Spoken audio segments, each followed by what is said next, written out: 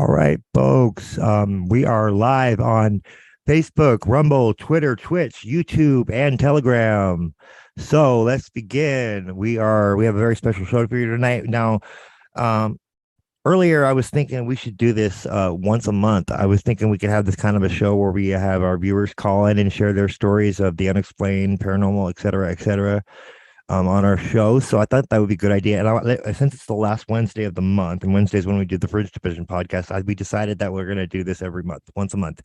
Yeah, that way we can give our viewers a chance to interact, call in on our call in line, and basically share their stories on the air, and become part of the discussion.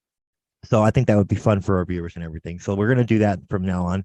So that's why we're running a little late, and we want to do it at a later time than the 2 o'clock in the afternoon Pacific Standard Time. The time we normally have for Fringe Division, because we're going to be talking about you guys are going to be calling in with your own stories, ghosts, UFOs, you name it. At nighttime, it's better for the spooky factor and, just that more intense.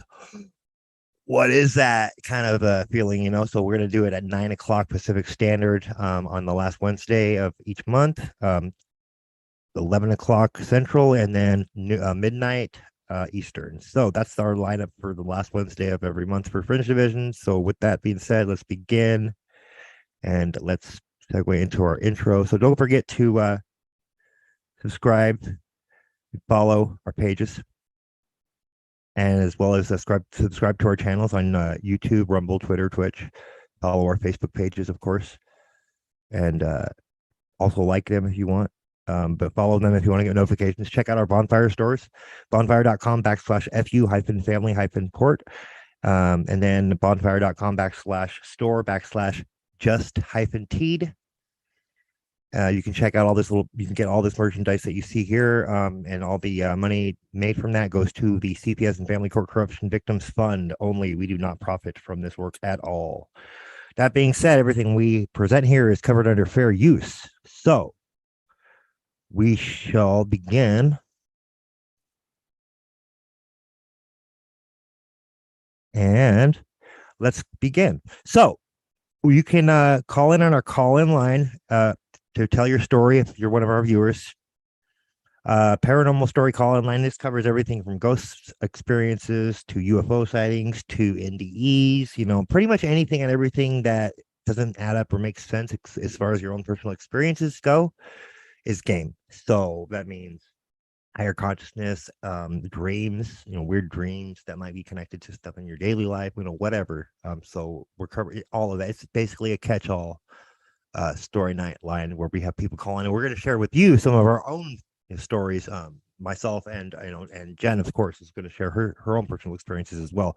I have a few with experiencing some ghosts, as well as a few UFO sightings myself, and Jen's got something else I think for us with regarding what she's experienced. So this should be an interesting show, and we invite our viewers to call in and tell us their stories.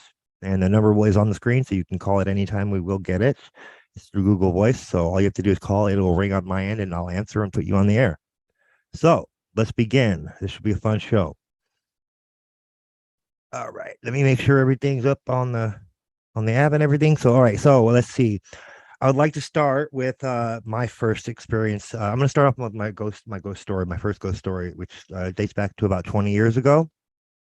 I was living at an apartment complex called Cottonwood Creek here in where I live, and my roommate and I were both splitting the rent, but he was from Alaska anyway.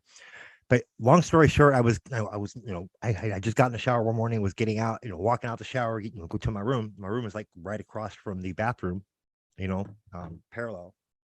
You have the bathroom door like right here, or from your perspective, so right here, and then my bedroom door right here. So right in the hallways in between.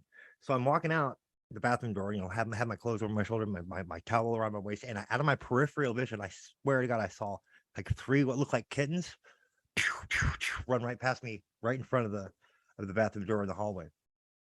At first I was like, well, I must be tripping, but I told my roommate, and he told me that a few days prior he had woke up after having had party the night before, with his family and everything. But he woke up, looked to his right because he was passed out in the living room, and said he saw three kittens, right, playing or rolling, playing with each other in the living room. And he went and put his head back down and then looked again, and they were gone. Okay. That's his experience. Now, that he told me when I had seen them in the hallway when I was coming out of the bathroom. So, fast forward about 2 years, 2 or 3 years, right?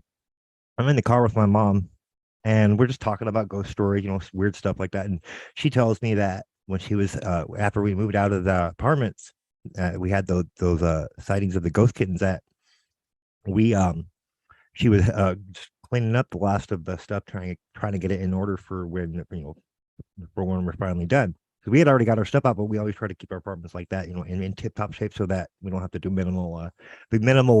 Well, sometimes for the deposit, other times to avoid, having to do that.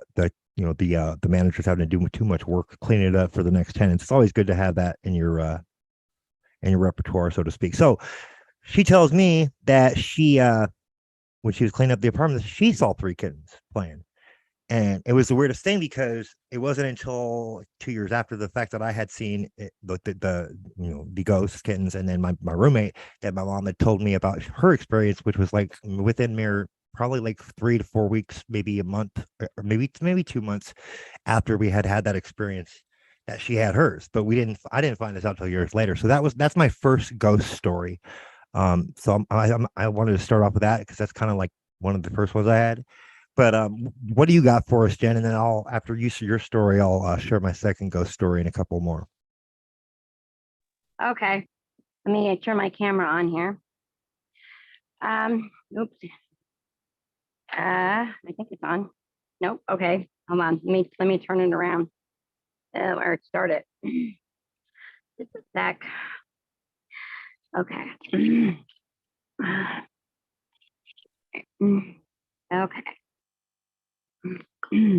Okay. All right. Oh my gosh. Sorry, the light went out.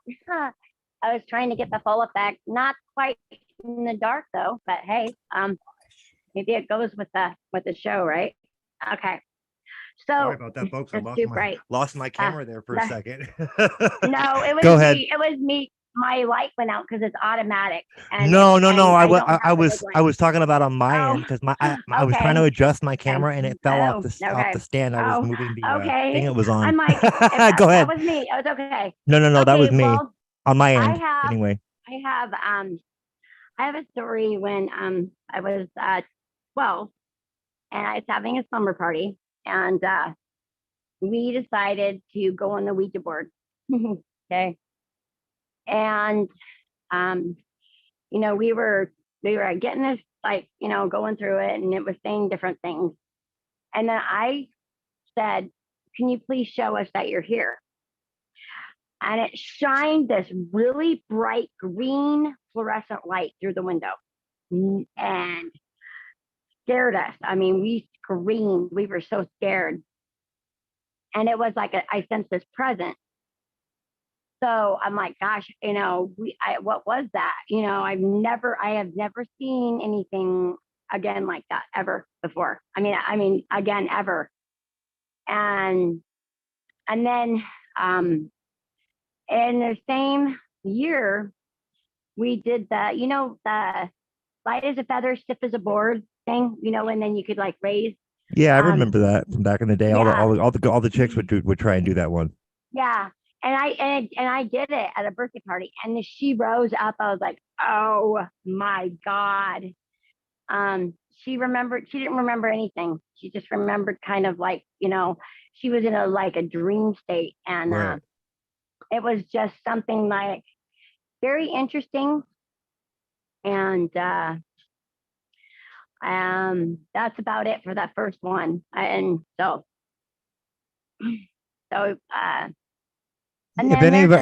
if any of our viewers want to call in and tell their stories, they're welcome to do so. We have a call in line tonight. We're going to do this we're going to do a call in show the last Wednesday of every month for our Fringe Division podcast, so that our viewers can have a chance to call in and share their stories. So feel free to call in and share your story. The call in line is 702-518-2469. Again, that is 702-518-2469. We will be doing and fielding calls throughout the rest of this broadcast. So if you want to tell your story, call in and we'll air it on the show live. All right. That being said, go ahead, continue, Jen, what you were saying. Okay. I just wanted to remind our viewers that we're doing a call online. Okay. And also it helps like become part of the collective. So we'll remember stuff that we've Right. maybe seen before, and it'll start bringing it to light. And oh, I remember that. And it builds it up. We remind each other. And it's just something that we can't share with everybody, because, Right. until, um, You can't exactly share some of this stuff with the normies, you yes, know? you can't. And you got to find like minded people. So, I mean, it's best to do that. I mean, it's going to get out, like, and more people might be more open to share their experience. Um, and I Right. I remember mean, we're steadily heading in watching, that direction for sure, I think. yeah, Go ahead. right. I think that, or I remember E.T. was my favorite movie. Okay. And I remember I thought I was trying to get myself to see him go across in the moon. I think I did. I don't know if it's my mind thinking that or, but I don't know. I thought it was. So, um, so ghosts, not really. I mean, I haven't seen anything, but I do feel things like they're behind me or they touch my shoulder. I had one make contact with me when I was in the shower. It was just the oddest thing in the world. I mean, once I got in, and I started washing my hair, and I turned around to rinse it, and I felt somebody touch like my lower back. And this is the second time, and it was like 2 nights ago. So, and that was the same time that you had your experience. So it's When? just really, How long ago was this? this was the same night that you had your experience, the last experience that you Oh, had. the newest one that I had Yes. the other night. Like, Mm-hmm. yeah, Yep. okay. So yeah, Yep.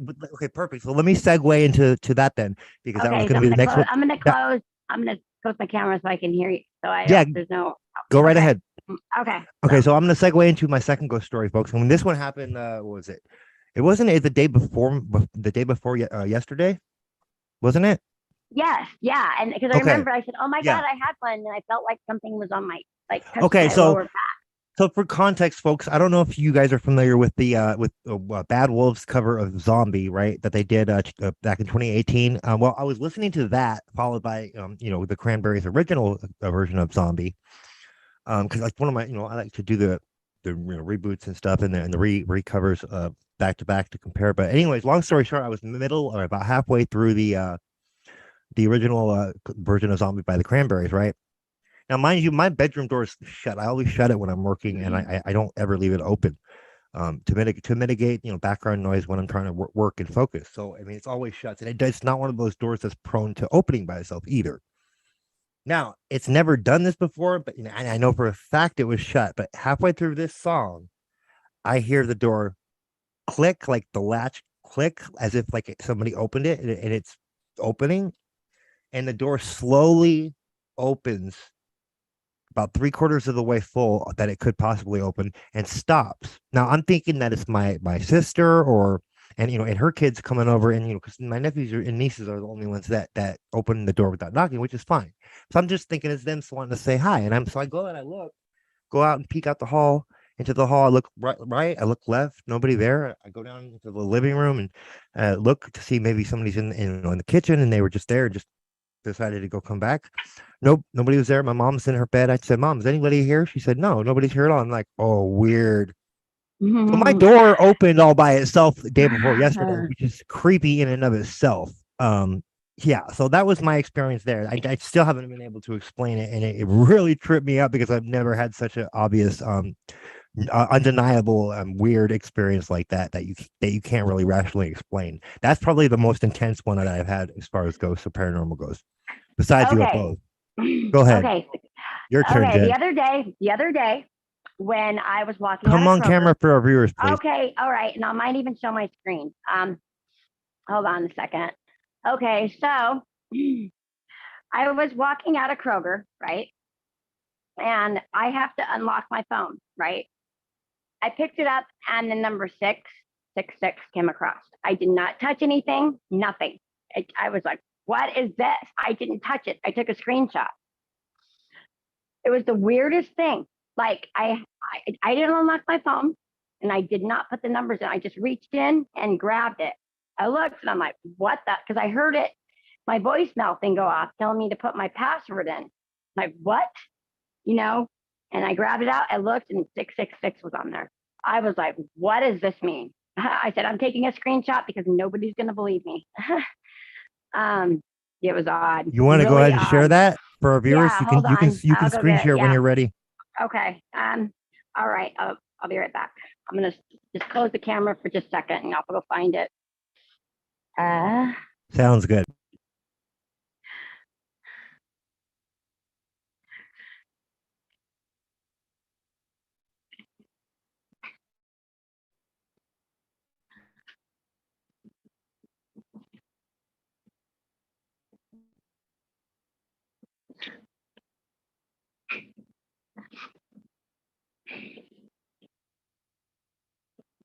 Going into my gallery, and here's my screenshot right here.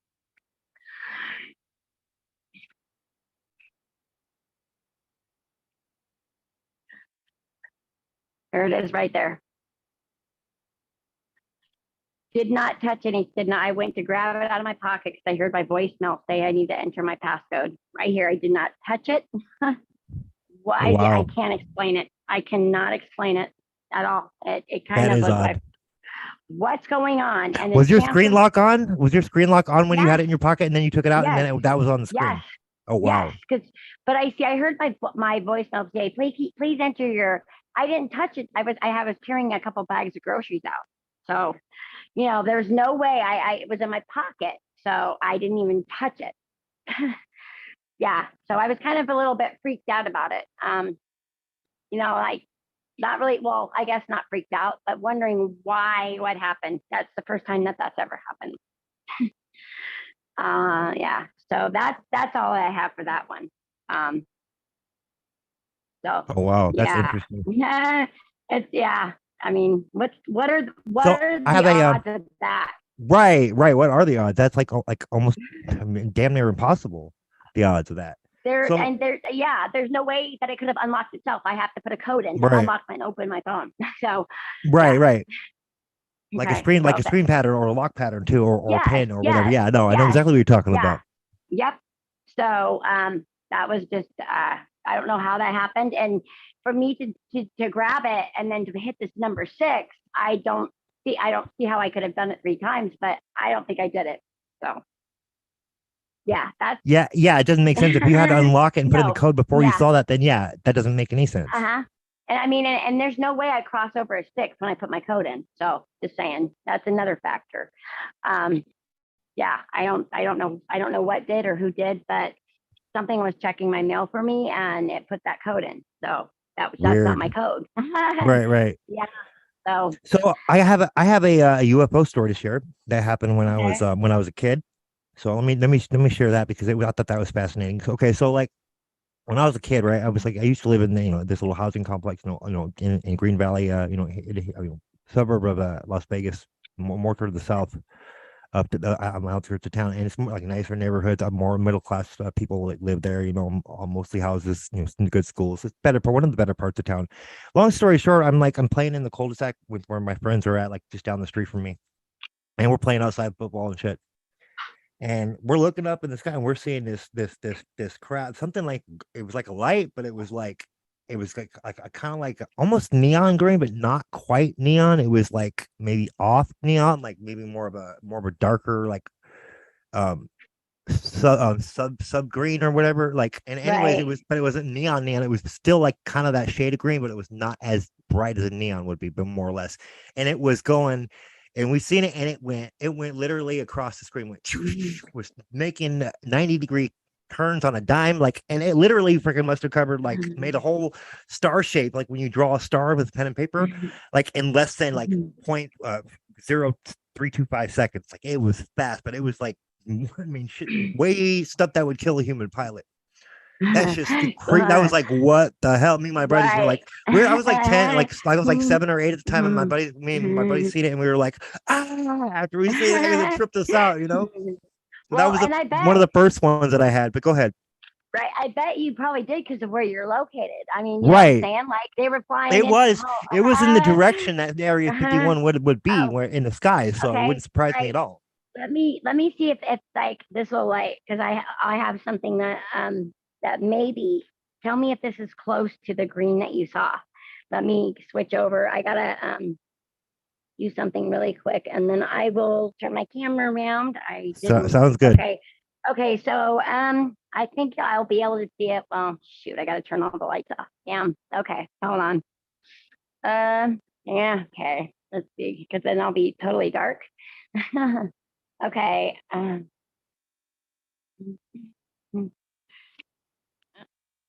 Let's see if I. Oh, where's my? Oh, I didn't. I guess it didn't activate it. You need to turn It's on the some glow light, in you the Jen, dark. because we can't see shit there. Oh, well, it's I activated my glow in the dark stand, and it's like a green. Sorry, Yeah, no, checking. I remember you showed me Oh, that before. Yeah, that's okay. about the right color green. Yeah, that would do it. I That's just about right. can't. Yeah, It wasn't. I didn't activate it long enough. Okay, for it to be gotcha. really bright. So maybe I'll try it Go ahead, again. go ahead and do So that, and then show okay, our viewers so they can get an idea okay, what kind of shade of green yeah. it was. Because what I'll do is I'll light them all. So it won't just be one glass jar. So let me activate it, okay? And then we'll try it, and it could light up this whole room. It's amazing.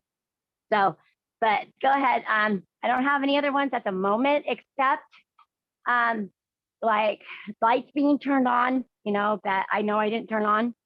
Nobody was here. So just things like that. Um, just I can't explain it. I No, I know. Like I've had similar stuff. It's like just stuff that doesn't make any sense or doesn't add up. There's no logical explanation for, Like I've had that happen with like I had TVs go off by themselves a couple times. Like okay, after my dad died, like back in 2002, right? We'd have some weird shit happen like that with the TV and a couple of electronics in the house.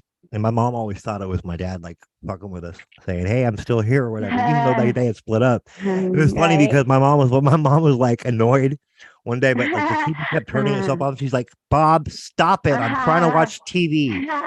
You And never then it liked that stopped, and channel. then it would stop, right? But it would happen intermittently for no apparent reason. Like sometimes, and like Right. she would just casually say, "Bob, stop it."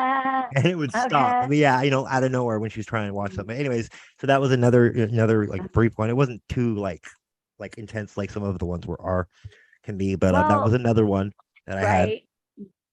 Well, we do get visits from our loved ones. They cross that, into it, and do Right. things like, so I mean, that's possible. And he just wanted to get back at her once again about the TV. Right, right. Yeah. It's funny because I've had it's funny Funny. that we should even be regarding my dad because like okay, so here's the Mhm. strangest thing. My dad died September 22nd, 2002. Mhm. Exactly. Numerologically speaking, if you believe Mhm. in that sort of thing, that's exactly 1 year and 11 days after 9/11. Okay. Oh, Now, wow. on top of Mhm. that, my dad was a doctor. So he Uh-huh. was a family Mhm. physician. He had the medical background to give which is why I have the insight and medical knowledge, enough of it to be able to expose these kinds of medical fraud and corruption that's going on with the whole CB19 Uh-huh. narrative and shit. So like that's where I get a lot of that knowledge and Mhm. expertise for my tips, techniques, and survival tips Right. when I cover that kind You of stuff. you know where to look at. That's where my information. Yeah, because I know how to use a lot of these systems, these Right. databases and shit. I know how to Right. use all that. That's kind of my thing. Not as far as like with the tech wise, no. But there are the Right. rest, the common sense stuff, the stuff that that you wouldn't learn like that you would have to Right. actually go to school for is the kind of stuff my dad would part of me, like just basic stuff. But yeah, long story short, Right. when Uh, after my dad passed, I kept having this recurring dream, like every month, that he wasn't dead and that he just faked his death. But he'd come back and he'd be like, "Oh, hey, son, I'm alive. I faked my death." And I'm like, uh, "Oh, Dad, cool, right on." And for and years and years, let me finish. For years and years, my mom, every time I would tell my mom about these dreams, she would tell me, "Oh, he's communicating with you. He's communicating with you from the other side." It was a very strong belief of hers, and it would make sense because I've had these dreams all the way up until like February of 2015, which, mind you, is when my niece was born. Okay. Now, if you believe in reincarnation, it's very common for souls to reincarnate into other family members. It tends to happen that way. It's always somebody close to you, but you tend to throughout their lifetimes. And So me, it was funny because like at the time that I stopped having this dream, I hadn't talked to my sister yet. But okay, so fast forward like 2 years later, I'm talking to my sister. I'm telling her about that I had these dreams, and then all of a sudden they stopped, right? And she's telling me that, and then she tells me when I'm telling her this that she's had the same experience, that she would always have the same kind of dreams. And my dad coming to her in the dream saying he faked his death, but he's here every month. And it also stopped for her around the same time mine did. Now, mind you, my niece was born in February of 2015. Okay. Now, when she got to be about 3 or 4, there are just certain things that about like her mannerisms and stuff.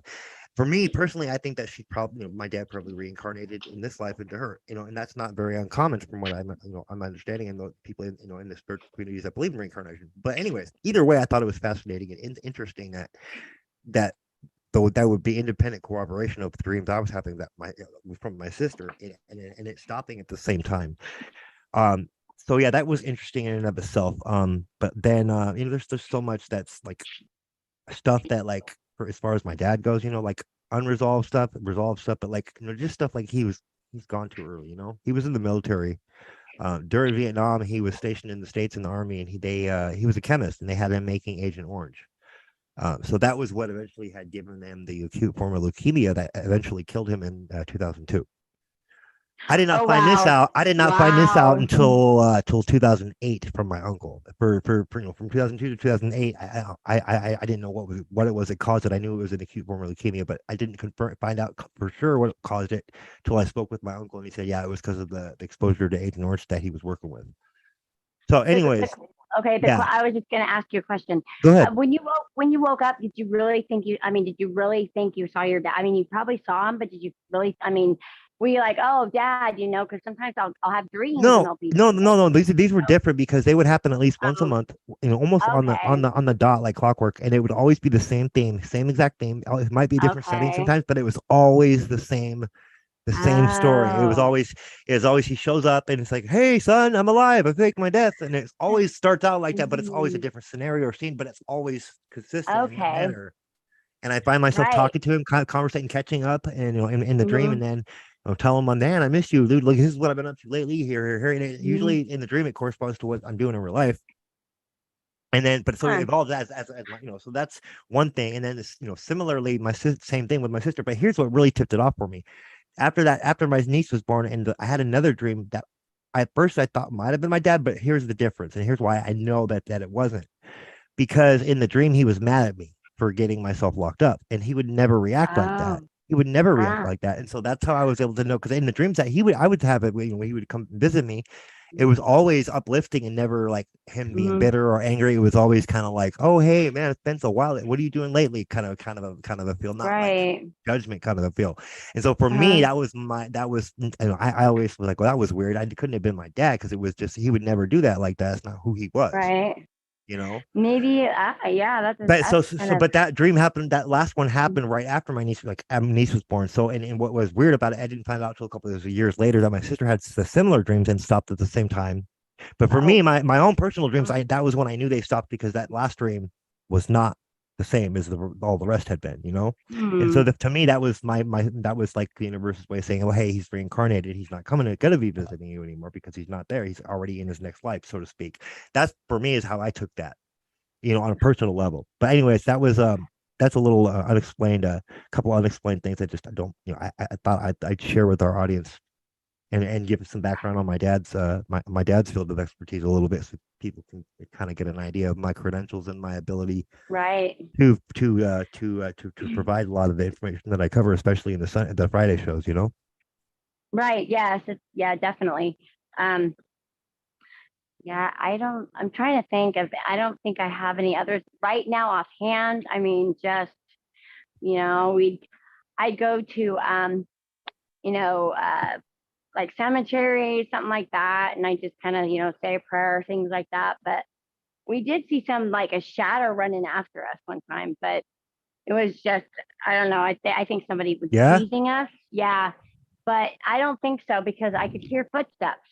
And oh, I do remember one thing. Um, see, I'm triggering all these memories. Um, Let me turn my camera on here. So, um, like I was about 10 or 11, Oh, that's a bad angle of me. Oh gosh. Um, and me and my friends, we walked to McDonald's, and that's when you could buy a cheeseburger. It was like, I don't know, 25 cents or something, right? Back in the And day. back in the day, I even found a menu, an old McDonald's menu, back when you were like in the day I walked down there. Um, and there was a hospital, a mental hospital called Western State, where they would put, people in there. We walked in there, and I swear I saw like eyes, and I have never told anybody this because I thought, oh God, they probably locked me in one of those places. And I never forgot. And it was like, um, it wasn't really bright. You know how sometimes cats' eyes can get really bright, like in light, because it was dark. And we're like, I don't know, 10. And I looked up, and that place is haunted. Um, it's called Western State Hospital. It's in Washington State, and it had some stuff on there that, whew, it was pretty scary. I don't remember any of them, but like what it said. But I know I could read enough that I said, "Wow, they." You know what? My reaction was, "They really did bad things here." That's all I said. That's all I remember. Um, it's where they send the people that commit crimes against children. They send them to that facility. Okay, gotcha. So, so yeah. So it's I pretty. would imagine that people a place like that would be pretty haunted. Oh yeah, yes. And here in Indiana, there's a lot of haunted places. We have the haunted bridge. We have, but I've never really ventured out there. I don't really like to entertain evil, dark stuff, but I know it's around me, and a lot of weird things happen. And like with my phone, I don't know. I can't explain it. It's like different things are happening with my phone. It shuts off by You mean like itself. the It static mutes itself. that we're getting now on my end? I hear it go Yes, cutting out. You mean I do like too. that? Yeah, you guys, we're talking about you, okay, people. I mean, this is real stuff, this is real life stuff. But and here in Indiana, they have a haunted jail. I mean, they go way out for Halloween. I mean, it's crazy. They go out more for Halloween than Christmas, and it actually is it is a jail. It's like I'm trying to think, Oh the wow. Columbia City Jail. Yeah, I mean, they go out the whole neighborhood. They have, oh, I think one was Michael Jackson, Elvis Presley. They were on the roof. They really, I mean, and the makeup. When I first moved here, we went there for Halloween, and I took my kids, and we walked through this maze. Well, one of the guys with the chainsaw chased after us. I screamed. Oh, you He mean goes, like "I'm the gonna haunted get you." house ones? You mean the one of those? Yeah, Yeah, I remember yeah. those. Those It are was, always but fun. it's It's like but it's and you're like right. Oh running out the yeah, end of it. right. He goes, "I'm gonna get you." I was like, "No, you're not." But here's the thing though. That is a haunted jail. That's an old jail. So there you go. I mean, we might. There's probably stuff there. But I don't know. It was just they go way out for that Mm. stuff. I mean, it's very convincible. He's like, and he starts like, "I'm gonna get you," and I'm like, I go, "No, you're not." My girls are like, they're screaming. It Right. was it was pretty scary because it looked real. I mean, it was very convincing. But Right. and Well, there's I all mean, but kinds it of was different just a haunted. I haunted mean, things. it was a haunted. You say it was a haunted house, though, right? You're saying, but this happened. Or are you talking about a real experience? It, well, no, it's a real experience. I was there, but But I'm where was saying it? it's a real haunted jail in the Columbia Okay, City, Indiana. but you It's a experienced like an really apparition haunted coming at jail. you with a So chainsaw. Is what you're saying? yes, Okay, yeah, got you, got you. Okay, yeah, yeah. got you. Okay, Sorry, I I was a little bit misunderstood there for a confusing. I misunderstood Um, there for a second. I thought you were talking about a haunted house, but no. Okay, got you. I see what you're saying. Yeah, that makes sense. No, that yeah, yeah, I would yeah, imagine that was right. pretty. That would be pretty haunted, It especially in was that kind of a place with all that trauma going on right. in a place like that. And then I remember seeing, like, it was just almost I saw visions of like like prison cells and like girls. It was just, they were really weird, like hanging on. Oh, I don't know how to explain it. Like they were all, the dresses were all like, I mean, just tattered, and they looked really like there was dark circles under that. It just, it was, I couldn't get that image out of my head for like a year. Every time I go to sleep, I could have seen it. Um, so that was, I mean, that was crazy. But That's intense. If you're saying it for that long after having experienced it, yeah. So, for yeah. our viewers, if you haven't already caught on, we're doing Mhm. a paranormal story and experience call in line. You can call in and to share your ghost stories, UFO stories, higher consciousness, whatever. Pretty much anything that's defies logic and is unexplainable that you've experienced in your life that doesn't make any sense and that just doesn't add up, and just weird stuff like that is pretty much game. So you can call in and tell about your ghost story, your synchronicity story, your UFO sighting, anything and everything between that would be considered experiences that just defy logic or explanation in that regard. So call in number is 702-518-2469. We want to hear from our viewers. Tell us a ghost story. We want to hear from you guys. Again, that number is 702-518-2469. Call in and tell your story. We'd love to hear from you guys. So, do you have any other stories? Have you experienced? Why don't you share your NDE briefly with our viewers if you're comfortable doing that? Oh, okay. Yeah, okay. I can do that. Let me get relaxed. I gotta get into the right frame of mind. Yeah. Go ahead. Go ahead. So, I might not turn my camera on for that one just because That's fine. That's is fine. that That's okay? fine. Yeah, Yeah, that's I fine. just, that way I don't know, that way, because I might make weird faces trying to like remember the stuff, and um I would recommend not being too self conscious about it. You can come on camera if you okay, want, but if you're not comfortable, don't worry okay, about it. okay, yeah, yeah, I mean, I don't know. Yeah, not just, not right now. I want to get into that zone, okay? And I Yeah, wouldn't no, that's usually do fine. it. Okay. No, you're So fine, dude. But I know our viewers okay. would love to hear the story for Mhm. those who haven't heard it already. Okay. Okay. So, and then that way I can close my eyes and I'll be able to envision it. So, Sounds good. okay. So I I went to deliver my son. Um, I had to I got a ultrasound, and what do they call them, radiologist tech or whatever that reads it, says that I need to get I need to have imminent delivery because I was losing water, and I had taken my daughters in with me because I wanted them to be, to know that I was having a boy. And so they contacted my OBGYN and said that I needed to drop my kids off and get to the hospital right away. He was like measuring big. I was about, and he wasn't dropping at all. And so I kept telling him, you need to do something because he's, something's going to happen. He's stuck. I don't know. But, I'm going to be delivering a toddler if you don't, please just, I've never had this problem before, and I'm concerned, So, anyways, I get to the hospital, and they try to get me, to walk, and I walked the hallways. I walked and walked and walked. He was not dropping at all. I tried everything, and I thought that imminent delivery meant that they were going to go in and I was going to get prepped and have a cesarean. But they made me, wait, and if I didn't deliver within 24 hours the following day, they were going to go ahead and do it.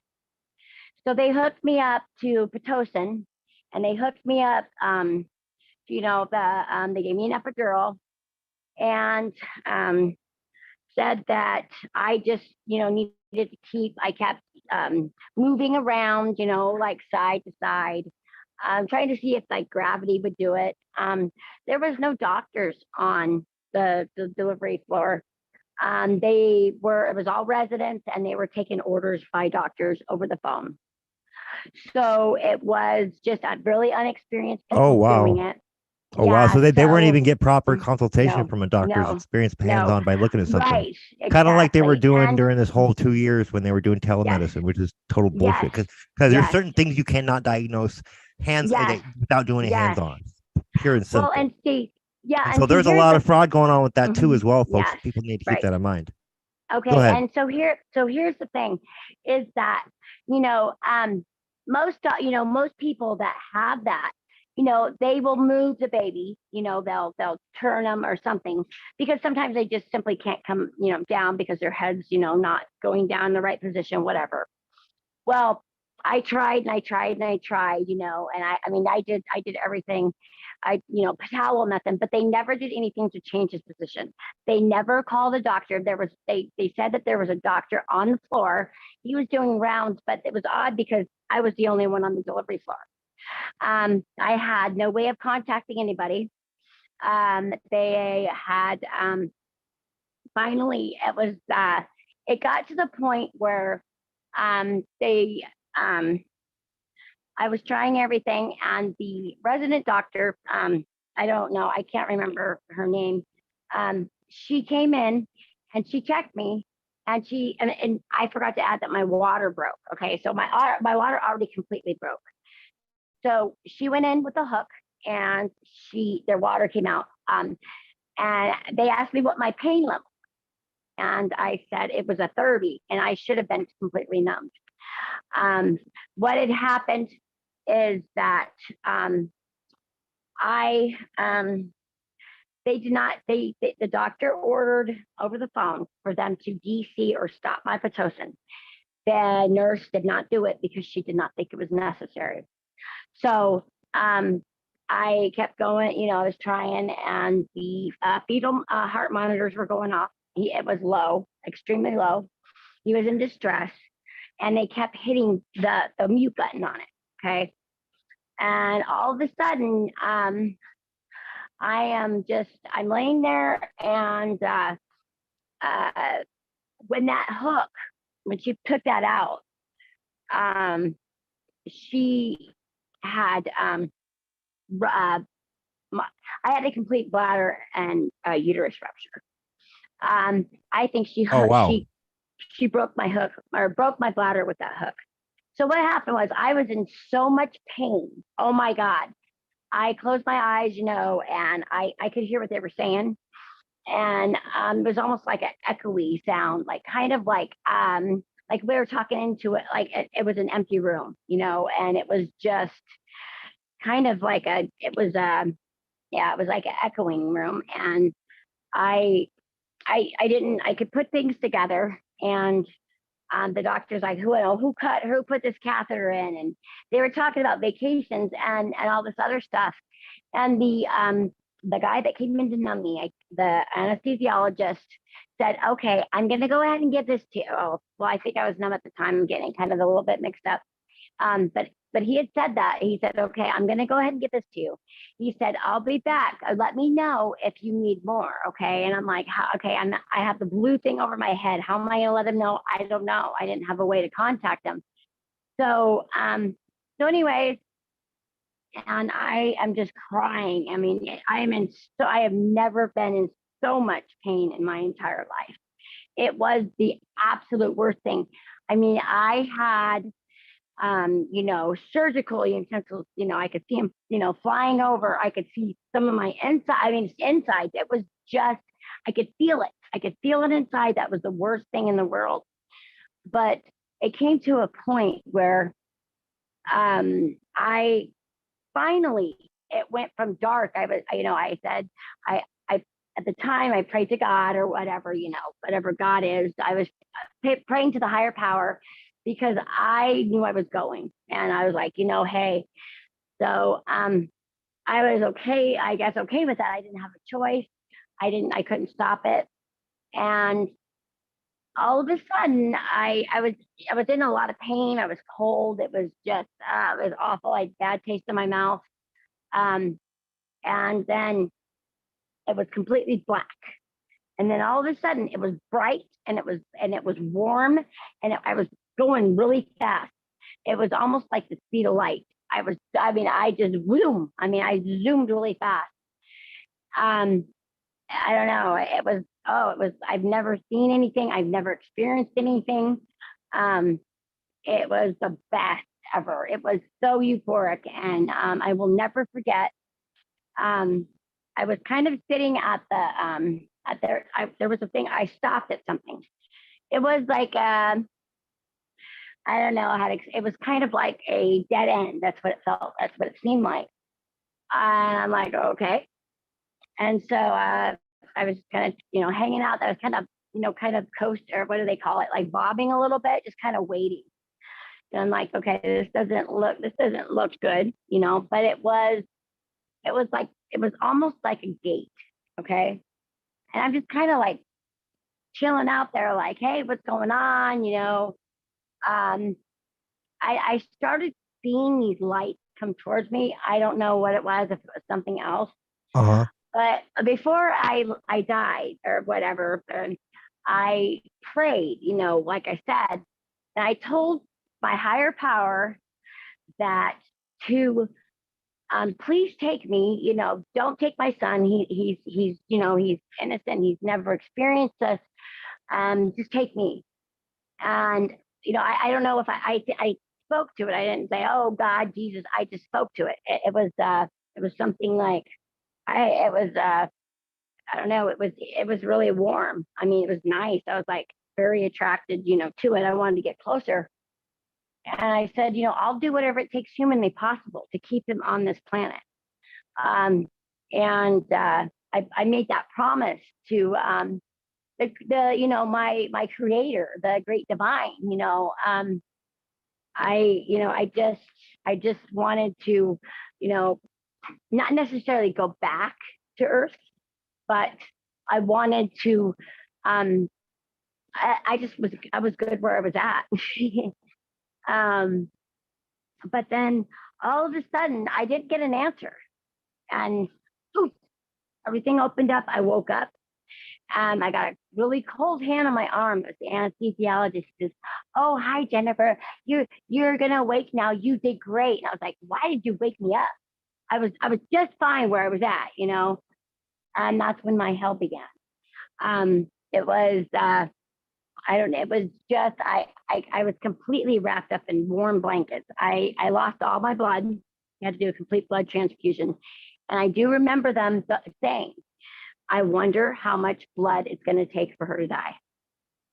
And that was, I mean, that was it. It was. I started asking questions about what happened to him, and they kept saying that, they're going to take care of me. I'm like, that's not good enough. The Grim Reaper that we call him, the chaplain came up, and I said, "Ma'am, I haven't even seen a picture of my son. I don't know what he looks like. I didn't hear him when he came out. I want to know what's going on." They wouldn't even show me what he looked like, and it was awful. It was the pain was horrible, and I went through a period where I had white coat syndrome. I couldn't even. The doctors no, nah. I couldn't even stand. I couldn't lay down in that position. Um, I was helpless. But it was the uh, it was a wonderful experience, but unfortunately my son got the worst of it. Mm-hmm. But I do know that he is up in the universe shining his bright ass light down here at us. He's shining the way for us to get this stuff taken care of, because he was diagnosed with widespread brain damage. And you know what? Him and I communicated. We hummed together. He could feel my vibration. I could tell he was calming down when he would kind of make, he had kind of a little bit of a high pitch, like sometimes. And then we would do the Michael Jackson song, Beat It. And he would talk to me. But he found a way to Just beat it, communicate. beat it, beat it, It was like, just beat it, yeah, beat it. yeah, Hey, I remember yes. that one back in the And then day. down, I don't think there's anybody from our generation that wasn't a Michael Jackson fan as a kid, right. you know? Okay, right, but that sound had the most like stuff to get to for him to feel it. Um, Right, right. and it's just like people think that um people that are that have those kind of injuries sometimes they don't come back or whatever, but our brain can repair itself, okay. And he actually, I mean, I'm not a doctor or whatever, but I've read that before. But I he knew who I was. He knew who my daughters were. Okay. I would just have to approach him, be really, careful at first. Because like you couldn't just go in there and shake him because he has, problems with tactile stimulation or whatever. And also, if it was too hot, he would have seizures. But you know what? He was not expected to live, and I Right. don't think I was. But you know what? He he was not. He had a trach. He had a G tube, and everybody's like, he's gonna get ventilator pneumonia. For 4 years, he was not sick at all, not at all, and he grew height, Hmm. weight, like a proportion. Sometimes kids with that, their brain doesn't grow. I had the neurologist have to do a second opinion, do EKG. Because he's like, Jennifer, I just never seen this before in my life. He's like, you have taken such great care of your son. Well, everything changed when he was removed from my care, and he actually lived long after that. I mean, usually because they don't get the best care in those facilities. So usually it doesn't take him too long. But he is a warrior. He is my warrior. He is a tough mofo. He he is he would have turned 11 on the July 10th, and I miss him so much. And he taught me so much how not to take things for granted. He taught me there's different ways to communicate. And guess what? I was able to be reborn with my intuition, and I got to experience that death experience. And that was the best thing. But unfortunately, Hmm. a bad result for him. But it's The way you got to it's look at it is how can you use your experience as a lesson to better serve the greater good, and and for to make it so that your son's death was not in vain, and that there's a purpose, and there is a purpose. You've already demonstrated that, you said, for the connection you yeah, just told us. So right. I always try to look at things, like, as painful as things might be. I always try to look at the silver lining and look at it from the best possible aspect that I'm able to. And, like, so for example, Right. one of the things that I don't regret is the experiences I went through growing, as up until now, is I have because one more they thing to made they that. no, you're fine. I just want to just really put this out there. Okay. Is it because I have any regrets, because I wouldn't be the man that I am today without, like, going through what I went through. So that's all I wanted to say, but go ahead. Okay. I wasn't done here. I had a mission. It was to help wake up humanity. It was to help. I know I had something. I didn't know exactly what, because my only purpose, I thought, was for my children. But this tragedy awakened me. I mean, I was in a head-on car accident before, and I survived. But I was knocked out for, like, I don't know how long. But that was not, I didn't see anything. I woke up in an ambulance, strapped down, asking for my kids, about my kids in chronological order from the oldest down.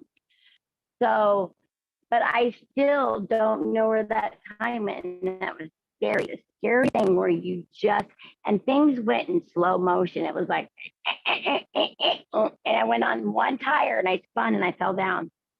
Um, but I was the only one hurt. Um, so yeah, so I mean, that was just, I was surprised I survived that, but this other one, yeah, that was something else. Um, but yeah, so um, I don't know.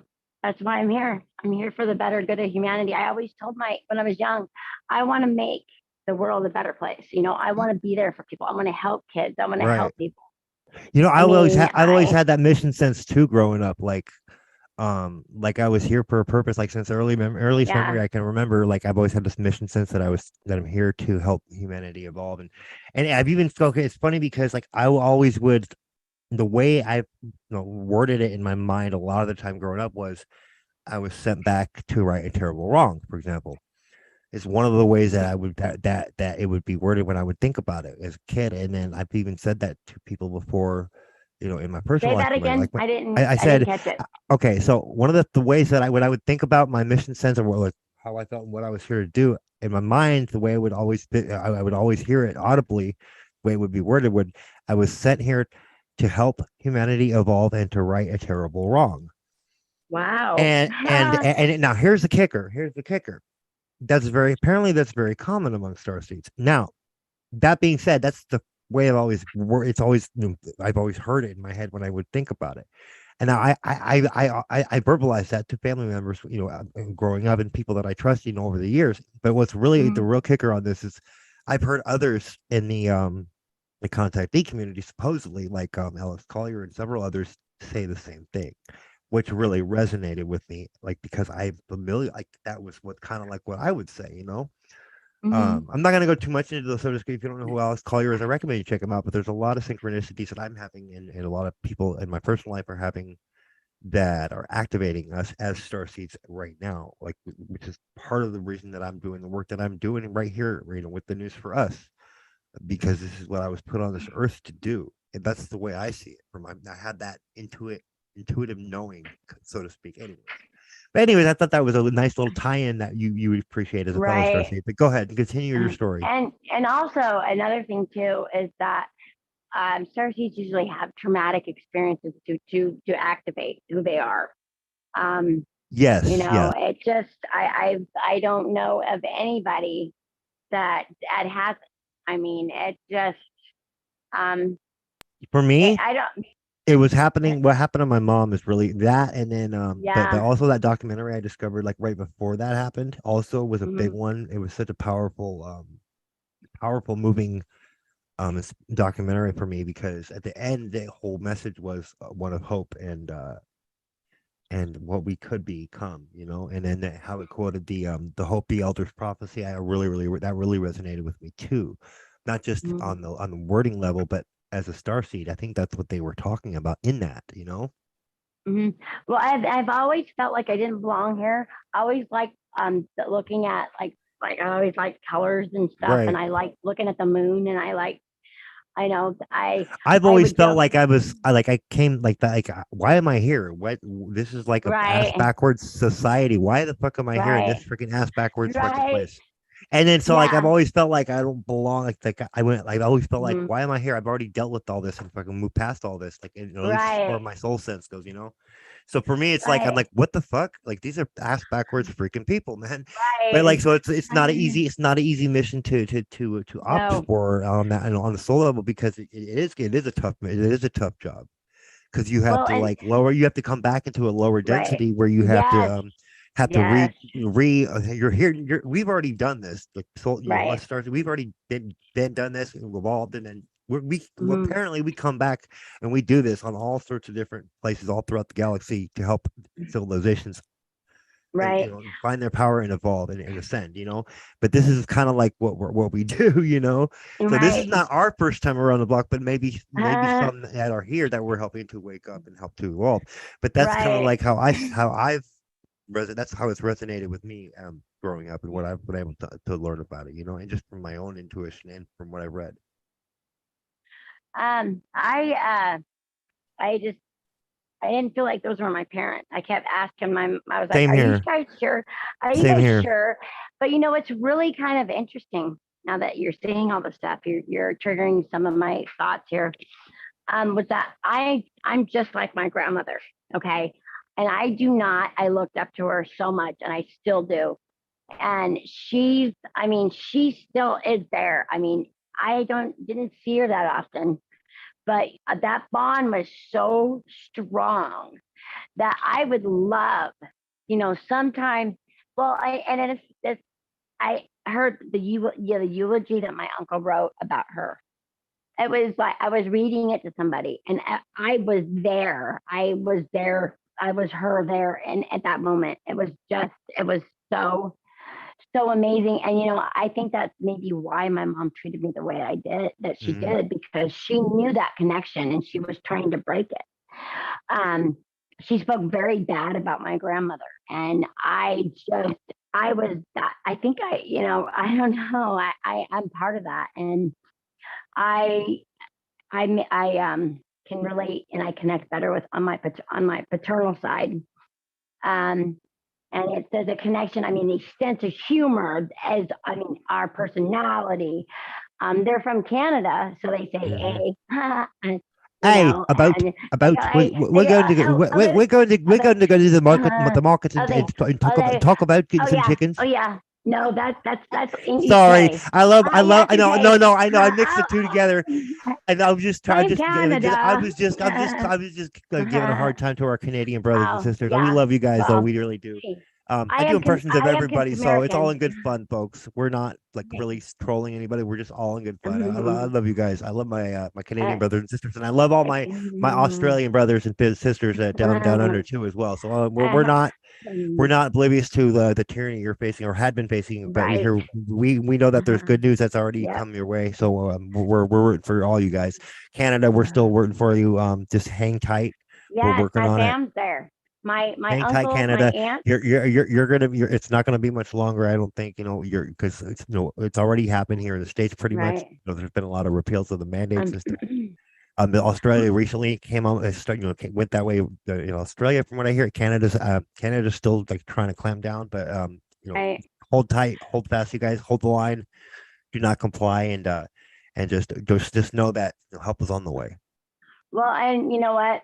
I identify myself as a American because I'm more Hmm. Canadian than American. And it's just it's a strong connection. So, we're all really we're the same. It doesn't matter. We're all Right. connected. It doesn't It matter doesn't where matter. It you're doesn't matter where located. we're from because So, ultimately no, we're all part of the human family, and that's the way I look yeah. at it. So, I mean, There's two classes of people. There's the yeah. elites of the world, which are Mm-hmm, you could consider globalists, mm-hmm, and any other uh-huh, people that are in any other country that are part of the power structure that think they're better than the rest. And then you have the people, the working class, the masses. We outnumber them more than 100 to 1, yes. folks. All it would take is enough of us to wake up and say, no, we're Mm-hmm, not going to stand for this. yep. And they would fold. And we're witnessing now with the collapse of the economy, with the food shortages, the supply and the supply and demand shortages, and everything else is we're seeing the collapse of an old system that is has been long overdue in needing that collapse because it's ultimately not a fair system because it's based on debt. So what we're Right. witnessing is the collapse of that, and they're all our new systems coming into play. But here's what people need to understand: is they're not going to advertise it or just put it out there. It's going to be out there, but they're not going to talk about it. They're going to put it out there and just kind of not say anything. Like kind of how we seen with some of the NASA live the International Space Station live feed of the UFO fleet that happened, how they didn't really say anything. It's there for everybody to examine, but they didn't say one way or the other what it is. That's kind of how they operate Right. when they do disclose stuff Yeah. because Yes. they have Mhm. to walk the line, so they kind of leave it there for you to decide for yourself. And it's Right. the same with a lot of the Mars images. So there's a lot of weird structures in there that Mhm. justify explanation as being that don't make any sense if they were natural. And so, but they have those there. There's tons of them, but they don't ever comment on them. They just leave them there for you to see. So like Right. that's a lot of the Mhm. same kind of you have to look, you have to know where to look, folks. So like the white hats aren't going to freaking spell it out for everybody just because everybody wants to know. No, it's not how it works. You have to have something called Right. operational security. You don't ever want your enemy to know what your next move is going to be. So you have to play your cards close to the vest, which means you put Yep. out disinformation of sorts in the public domain, regardless of Mhm. with the intent to mislead the enemy. Mhm. That's very And specifically done. right. Does not Yeah. mean Yeah. that we're trying to Right. put that out there to the masses and make them believe it, but there is a reason for it. So that's why one of the reasons we always encourage using discernment and critical thinking skills. Right. If it resonates with you, Yep. hold on to it and Go use with it. it. Use that information. Mhm. Otherwise, don't worry Mm. about it and drop it. If Yeah. it doesn't Yep. resonate, don't worry about it. Don't feed into it. Then That's it's kind not of for like the golden you. rule. Right. Exactly. Right. Yeah. Um. Well, I was gonna. we've had like Mhm. a good solid hour and Yeah. 4 minutes. I'm thinking we should do maybe just a little bit longer, maybe another 25 minutes to give anybody that might want to call in a Okay. chance to do so, and then we'll wrap it up. Does that sound good? Yeah. Well, how about do you want to try that meditation thing that I sent you? You want to just Yeah, kind of chill it yeah, out? And the one that yeah. is the Zoom chat. We'll play that instead, Yes. maybe. All right, we can do that. Yeah, well, like we could play that the I think it's the very last one, the Tesla one. You and the screen we will go. Actually, it'll show us going into the unit. It will. Yeah, it's amazing. Oh, I can't wait. So I think that would be a good closure. But yeah, that's yeah. I like this stuff. This is great. Oh, and one more thing that I comment on what you said. I call them one-dimensional people. They talk, small talk or whatever. Once you start getting a little bit deeper, they don't Mhm. go deeper, Right. I call them Well, one-dimensional. well. I wouldn't say one dimension because when you say one dimension, I think, well, no, maybe you're right, one dimension. Like as far as Oh, like as using a metaphor, you mean like one dimensional yeah, conversation? yes, Yeah. No. yes, Okay. Yeah, yes, I got what you're yes, saying. metaphor. Yeah. Yes. So yeah, that would be this So meditation. which one you wanted to play? It's The great. Tesla one? Yes, yes, It's it's like an it's hour long. I mean, we're just well, gonna do not part of all of it. it. We can Which just do part do you some of want to it. play? Just a little bit of Just it? play Okay. it from the very beginning. Just Okay. just see where it goes. I mean, we don't have to play Sounds all of good. it, We'll do. And but then we're gonna wait for another 25 minutes, folks, for our viewers to give them a chance to call in and tell their story if they'd like.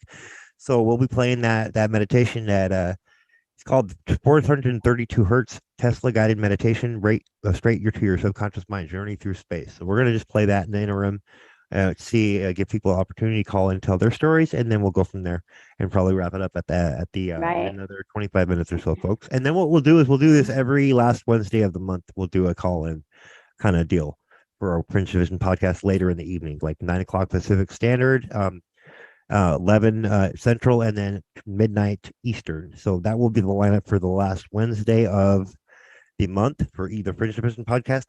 The other three will be your standard 2 o'clock p.m. Pacific Standard Time in the afternoon.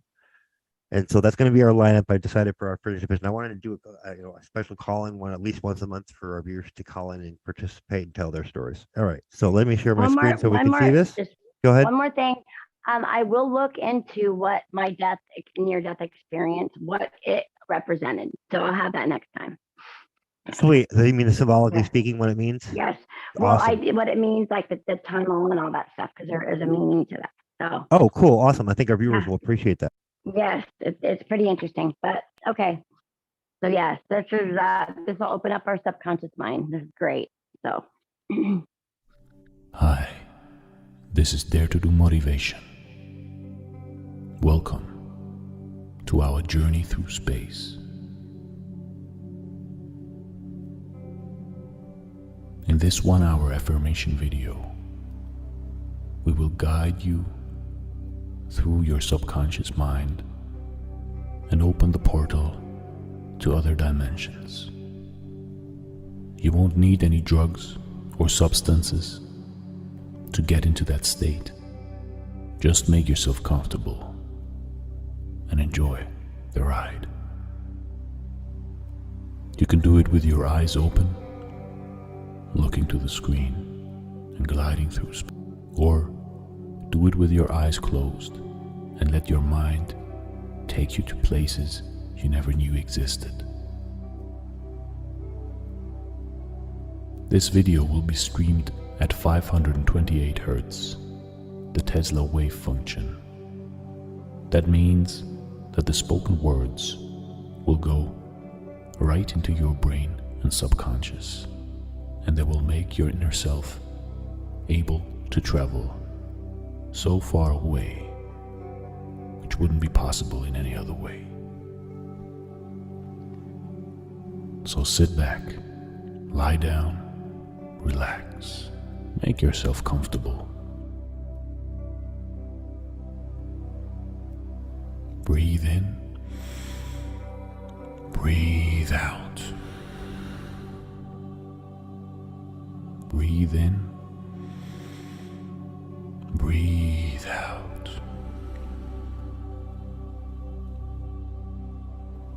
Are you lying down already or sitting comfortably? Let go of the tensions. Open up the buttons of your shirt or your belt. Feel really comfortable. Make sure it is quiet where you are and that you can relax. Feel how your body falls deep into the seat or bed you're lying in right now. Breathe in, breathe out.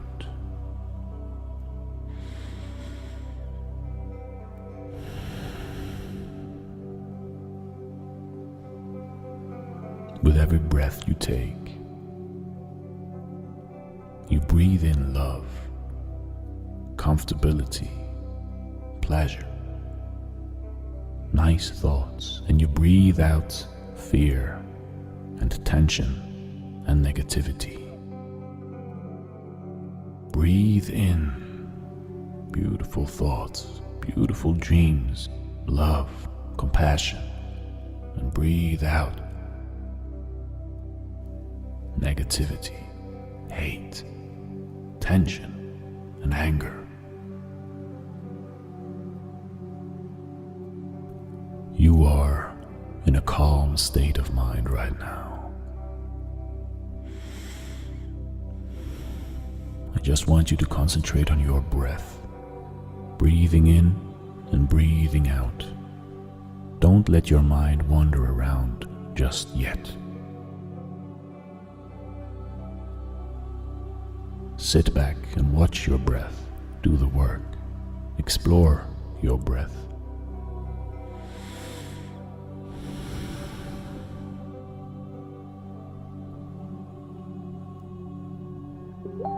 Feel how your limbs, your arms, your legs start getting looser and looser.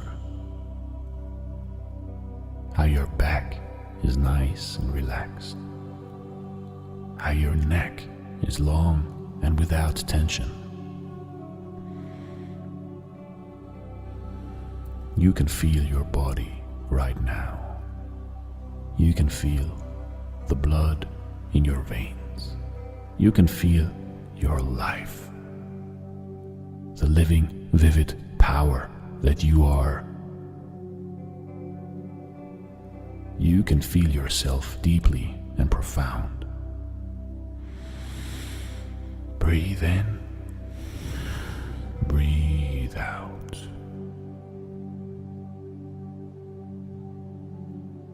Slowly, your mind will start leaving your body. It will start to elevate into new realms of reality and universe power. These dimensions on Earth won't have any meaning soon. Your subconscious, as a gateway to space, will head you right through the universe. Breathe in, breathe out.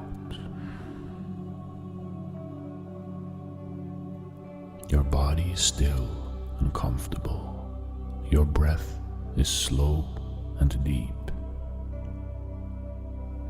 You have shattered all your negative thinking out of your head. Slowly, you are prepared to go onto this journey.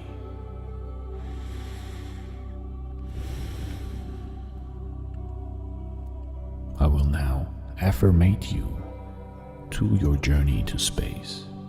These affirmations will help your subconscious to let go and to truly float into this meditation.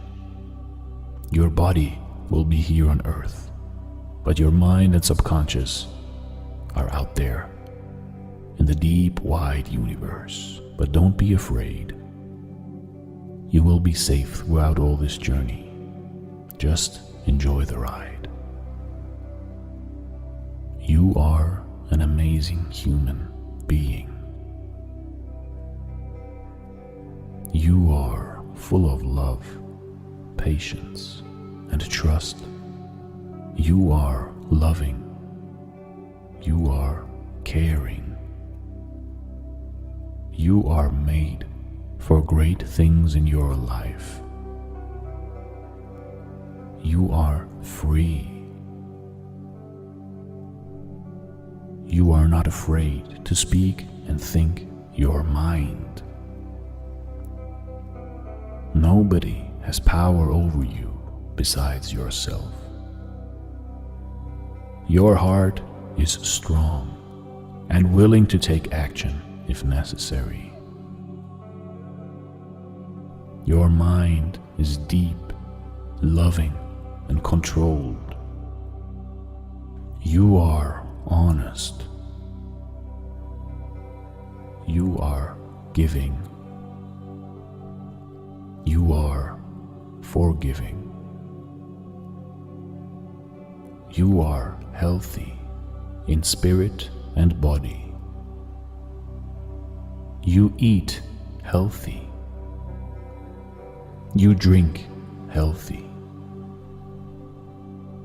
You enjoy nature. You are a child of this earth. You are watching over Mother Earth. Your body belongs to this earth, to this world, but your mind, your soul, your subconscious has always and will always belong to the universe. Your mind belongs to the wide, vast universe and space. You break light so time does not exist. Your subconscious is truly a miracle creation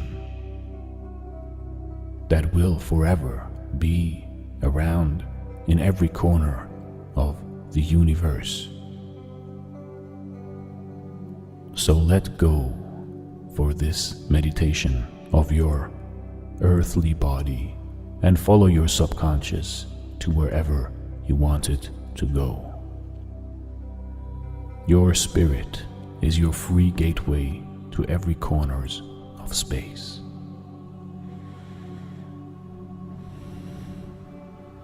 Breathe in. Breathe out.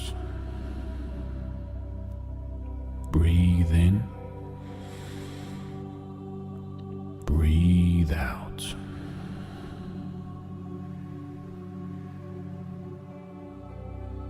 You are beautiful.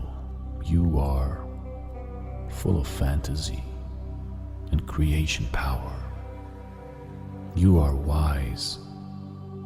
You are filled with ideas. Money is so easy to obtain for you. It is only a toy of this world.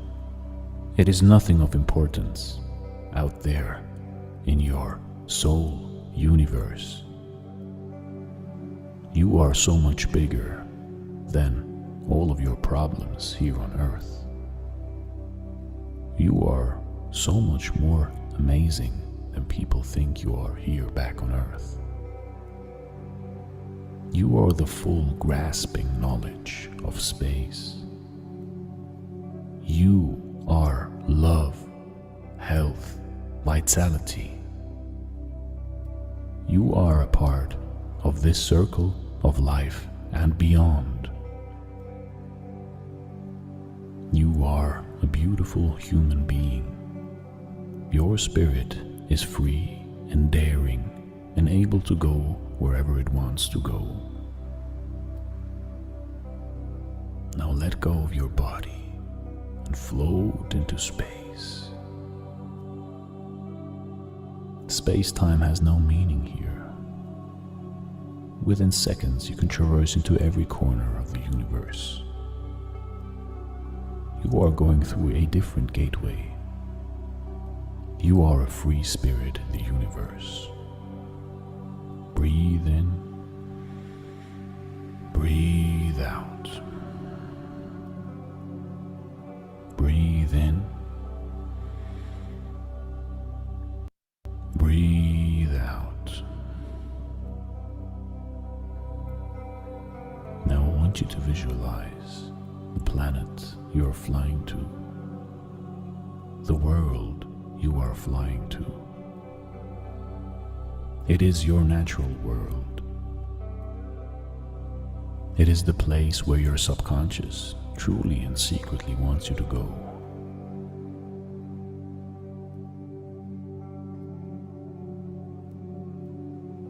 It wants you to go back home to one of the planets where you have lived before and where you had enjoyed the most beautiful life. You can go and visit your brotherly spirits of past times,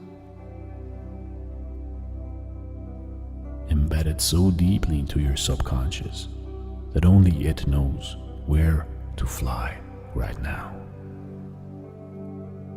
You are a part of your subconscious, and your subconscious is a part of you.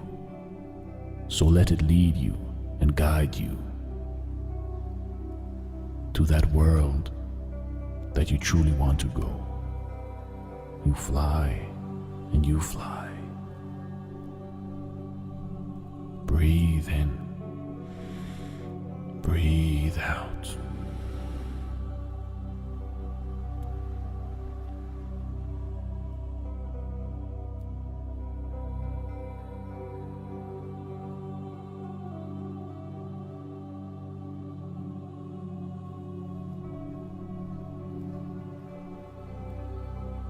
We are gliding through space right now. We are free. We are beautiful souls on our journey. You are just a part of love, an endless stream of light and happiness. You have now left your shell, your outer body, and your spirit is free to roam around space. Along your way, you will see a lot of like-minded spirits as yours. Words have no meanings here. Feelings are your turn of direction. And you glide around this beam of consciousness, light, subconscious, living, love, vivid dreams of the past, coming alive right now. The moment you were born, you had left this place, but for this meditation you are back. Streams of light and warmth, that is you, that is who you are. A gliding force through the universe, subconscious, a part of the whole. Nothingness doesn't exist here. You are a constant traveler. Follow your dreams. Follow your subconscious. The possibilities here are endless. You look up and you look down. You look to your left. You look to your right. Endless love and endless light is streaming within you and you within it. This universe is filled with your subconscious, and your subconscious is filled with this universe. We are so far away from home right now, floating through space. 10 seconds in this world is like 100 years on the earth. But it is just a meditation, don't be afraid. It is just a snippet of what your soul and spirit is all about. So fly through space. Fly to whichever planet you want to whichever star you would like to go. Your wish is your command. Your subconscious is here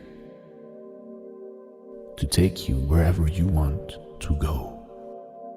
It is here that you finally understand who you are. Finally understand where you came from. Finally understand what is right. What is love? What is endless opportunities? What is a journey where earthly limits don't exist? Your subconscious is hero and villain at the same time. You decide make it hero. You are flying through space like a comet, taking directions and turns, splashing into planets at one moment only to observe and scream out in the next to continue your journey. Imagine colors, lights, forms, objects that you have never seen before. Imagine something you have never imagined before, without circles, without lines, without known colors. Imagine the unimaginable. Through space, through your subconscious. You just have to want it.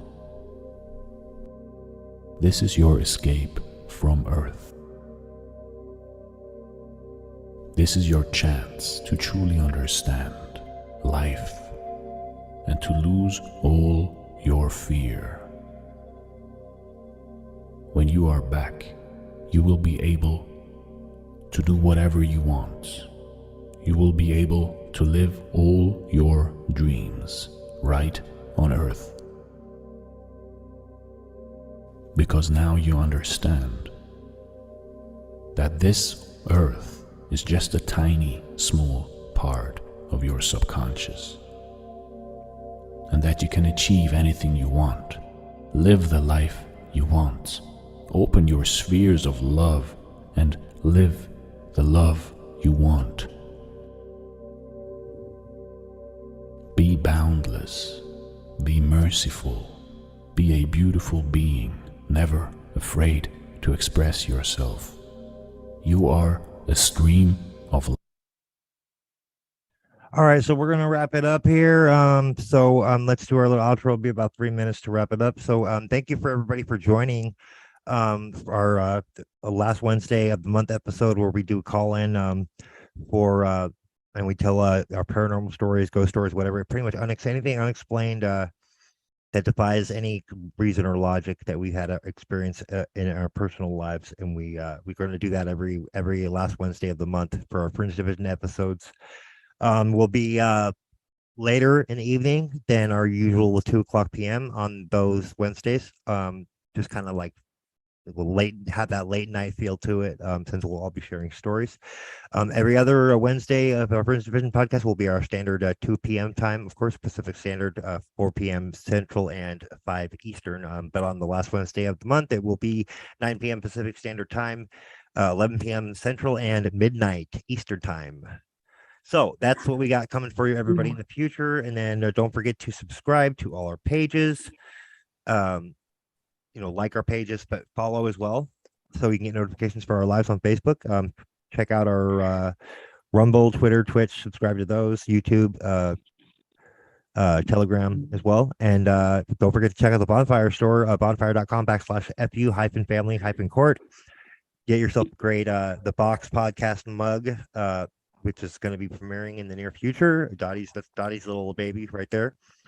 And then all this other merchandise we got here. We got a bunch of different shirts, all sorts of branded stuff for our podcast that has been put together by Dottie for us. So support our CPS and family court corruption victims and make a purchase. All the funds go directly to the CPS and family court corruption victims. We do not profit from this at all. Therefore, everything is covered under fair use. Thank you, everybody, for joining us today. Wasn't Go ahead, that Jen. beautiful? Wasn't That that was beautiful? That was. It was great. I started going. I think I saw, but it was just amazing. Oh, I love it. It was okay. Great. So great show, everybody. We're gonna do this the last Wednesday of every month, where we do the call in line. Every other all the Wednesdays before that will be our regular time. But yes, that was what we're going to do from now on. So thank you for everybody for joining us and checking out our show. We will be doing this once a month with the call in line, and then the other days of Wednesday we'll be doing our regular Fringe Division podcast. Don't forget to check out our tips, techniques, and survival traits on Fridays at 2 p.m. Pacific Standard Time, 4 p.m. Central, and 5 p.m. Eastern. And then on Sundays, check out our Sacred Lavisa podcast, 6 p.m. Pacific Standard Time, 8 p.m. Central, and 9 p.m. Eastern. So, and that's where we cover the CPS and family court corruption issue. Good night, everybody. Great show. Good night.